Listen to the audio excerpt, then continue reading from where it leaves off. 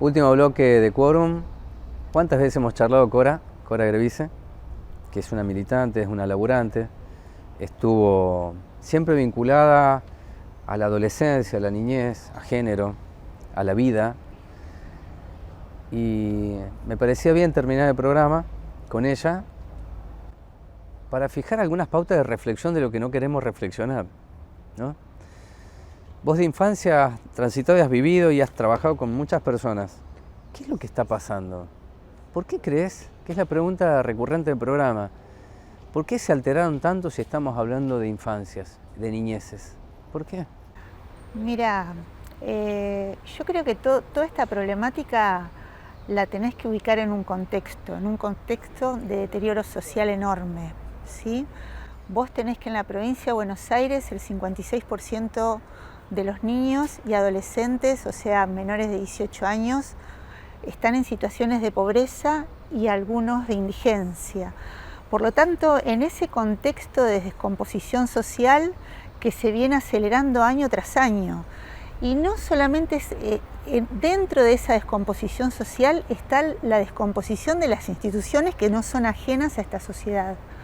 Por lo tanto, nosotros cuando empezamos en el 2013 con Infancia Robada, que inauguramos, la idea era un poco esta cosa de la articulación de las instituciones ante estas problemáticas, ¿no? ¿Qué pasa con el servicio local? ¿Cómo intervenía? Esa cuestión, ¿te acordás ese concepto de las redes? Las redes, claro.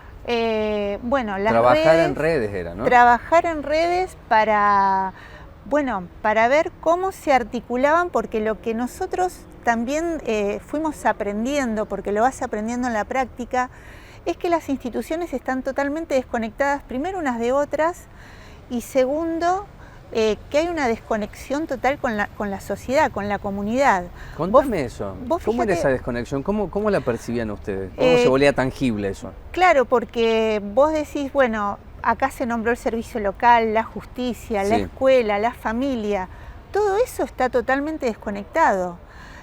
A nosotros nos pasaba, porque lamentablemente dejó de funcionar Infancia Robada ya en el 2015, 2016, lo estuvimos sosteniendo, pero bueno, como todas las instituciones que no entra la política y no entra el dinero, se van desarmando.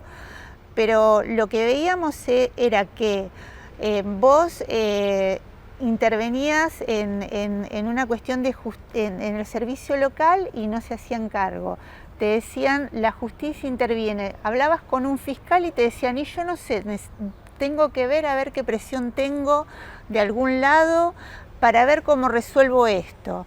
O sea, es muy perverso cómo funciona todo, y yo entiendo también porque hay algunas palabras que aparecieron acá mientras yo estaba escuchando. El tema de la falta de confianza en las instituciones, el tema de la falta de verdad y el tema de esto de la manipulación, o sea, cómo se manipula, porque yo me sorprendí cuando escuché que yo soy docente, cuando se hizo circular un video que no correspondía a Moreno. Y así tenemos un montón de ejemplos que podríamos nombrar. Por lo tanto, todo eso genera un caldo de cultivo de total desconfianza y otra cosa que estaba escuchando a las mamás, esta idea de subestimar, ¿no? O sea, vos sos de un barrio, vos o sea, no tenés ninguna formación, no entendés lo que yo te digo, ¿sí? Y bueno, otra de las cosas, tendría que haber toda una articulación. Por ejemplo, una de las cosas que dice la ley de infancia es que el servicio local tendría que tener articulación con las escuelas para poder estar llevando y trayendo todas las problemáticas. Yo trabajo en escuela y las problemáticas que hay son de todo tipo y constantes. Ahora, no hay ningún tipo de resolución, cuanto más cuando hay estas situaciones de gravedad, ¿sí? Así que me parece que en ese sentido yo creo que hay un mundo adulto, una sociedad adulta que desde hace ya rato, vos fíjate otro dato, la ley de niñez, de protección de niñez, es del 2005. Claro. Sin embargo, en el 2019 recién se estableció que existiera el defensor del niño. Claro. Y que asumió en el 2020 y que era esta señora Graham, Sí. Sí. que muchas veces se les estuvo pidiendo el año pasado con todo el tema de la cuarentena que intervengan de situaciones de vulneración de los derechos de los niños, que además, al estar fuera de la institución escolar, que digamos que era el último pilar que quedaba en el barrio de contención, se cerró, no por la pandemia, por la cuarentena. O sea, una cosa es el COVID, otra cosa es la cuarentena.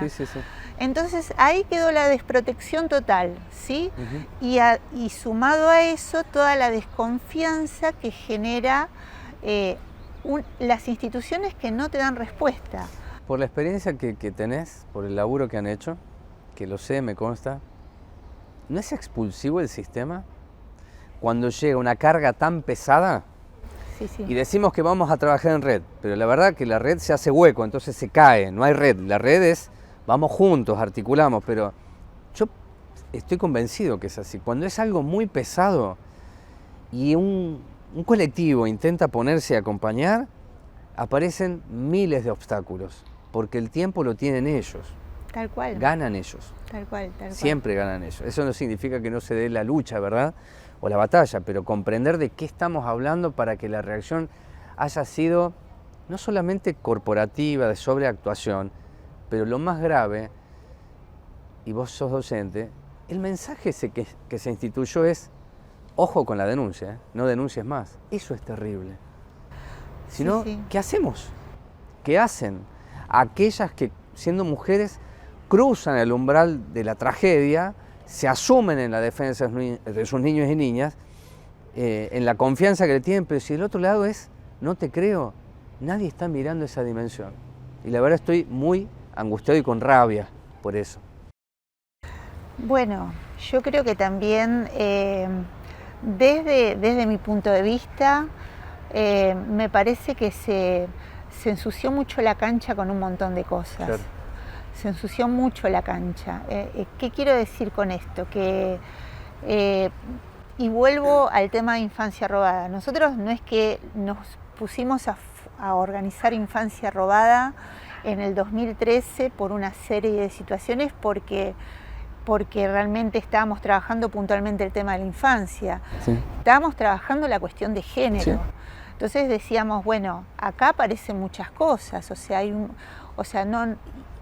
y se ensució tanto en el medio tantas cosas, que incluso pareciera ser que hablar de la cuestión de la perspectiva de género, yo a esta altura hablaría más de la perspectiva feminista, se ensució tanto que pareciera ser que la cuestión de los niños y niñas quedan como afuera de eso. Como no te da ya ni siquiera es percepción, la ratificación, que es un relato, que es la construcción simbólica hasta que aparece el problema, y cuando aparece el problema, ese simbolismo se transforma en barreras para que no se llegue a la verdad, que es el eje de este programa respecto a la niñez.